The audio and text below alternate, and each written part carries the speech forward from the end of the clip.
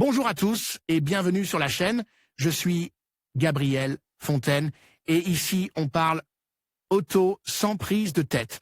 Conseils pratiques, explications techniques, accessibles et réponses claires à vos questions de tous les jours. Que vous soyez débutant ou passionné, vous allez trouver ici de quoi mieux comprendre et entretenir votre voiture. Pensez à vous abonner, à laisser un petit like et restez avec moi jusqu'à la fin de la vidéo. Chaque détail peut faire la différence. Afin de rendre leurs produits facilement identifiables par les consommateurs, les constructeurs automobiles ont souvent des emblèmes très originaux qui, dans certains cas, cachent un message, une valeur d'entreprise, un mythe, une histoire vraie ou l'origine d'entreprise. Qui, dans bien des cas, non pas commencent par construire des voitures. La signification de ce type de logo va souvent au-delà de leur simple conception. L'industrie automobile est pleine d'exemples. Chez Carwo, nous avons sélectionné les 5 logos qui nous ont paru les plus curieux et peut-être les plus méconnus de la grande majorité de la population. Toyota. Jusqu'en 1937, l'entreprise qui a vendu le plus de voitures dans l'histoire de l'automobile s'appelait Toyota, le nom de famille de son fondateur. Cependant, sa signification en japonais n'était pas très représentative d'une entreprise liée à la mobilité. Il a donc été décidé de changer le nom pour un nom à la prononciation similaire, mais sans rapport avec le vocabulaire japonais. C'est ainsi qu'est né le mot Toyota. Pour l'écrire dans cette langue, il faut 8 lettres, ce qui est le chiffre de la chance en Asie. Le logo original a remporté un concours, mais il a été éphémère. Le logo actuel montre 3 ellipses imbriquées qui peuvent être utilisées pour former toutes les lettres de Toyota dans l'alphabet latin. Elles symbolisent le client, le produit et la mondialisation. Audi. En 1932, 4 des plus importantes entreprises automobiles allemandes ont fusionné en une seule, Auto Union AG. Il s'agit de Wandre, DKW, Porsche et Audiwerk. Au fil du temps, la nouvelle société adopte le nom d'Audi et son insigne se compose de 4 anneaux imbriqués horizontalement, chacun représentant l'une des sociétés fondatrices. Le nom Audi provient de la traduction en latin du nom de famille de son fondateur, August Horch, qui signifie en anglais « to listen », écouter.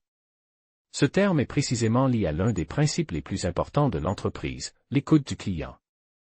Peugeot. Peugeot a été fondé au début du XVIIIe siècle, à une époque où l'automobile n'était pas encore une idée. D'abord fabricant de scies de menuiserie, elle évolue vers d'autres secteurs et produit l'aise à la métallurgie. Au milieu du XIXe siècle, Peugeot était déjà connue pour la silhouette de lion qui était apposée sur tous les outils qu'elle fabriquait.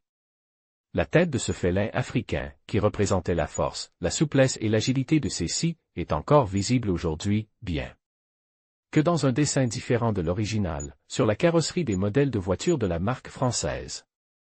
La production a débuté en 1889. Tesla. Le nom Tesla est un hommage à la carrière, à la philosophie et à l'héritage scientifique de Nikola Tesla, l'inventeur d'origine serbe. Célèbre pour ses études et ses découvertes liées à l'électromagnétisme. Elon Musk, fondateur de l'entreprise californienne en 2003, a déclaré à l'occasion qu'il se sentait fortement inspiré par ce personnage. L'emblème de la populaire marque de voitures électriques, en plus de dessiner l'initiale de son nom, comporte une sorte de couronne au-dessus du T, qui reproduit le principe de fonctionnement d'un moteur à induction. Ce qui, à première vue, ressemble à une lettre est en fait une section d'une bobine Tesla vue en coupe. Lamborghini. Ferruccio Lamborghini était le fondateur et le PDG d'une entreprise italienne spécialisée dans la fabrication de véhicules agricoles.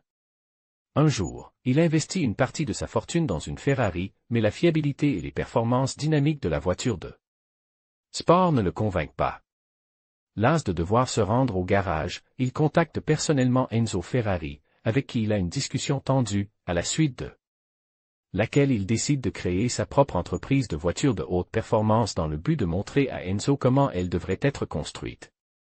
Le logo choisi pour sa nouvelle entreprise en 1963 est un taureau de combat, signe zodiacal de cet homme et signe de son admiration pour l'Espagne et la tauromachie.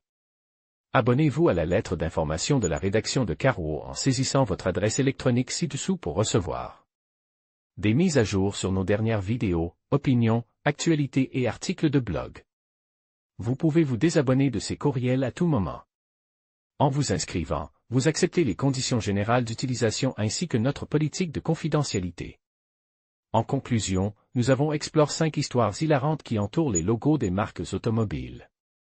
Chacune de ces anecdotes nous rappelle que même dans le monde sérieux de l'automobile, l'humour et la créativité peuvent se rencontrer de manière inattendue. Que ce soit à travers des malentendus culturels ou des choix de design audacieux, ces récits ajoutent une touche de légèreté à l'univers automobile.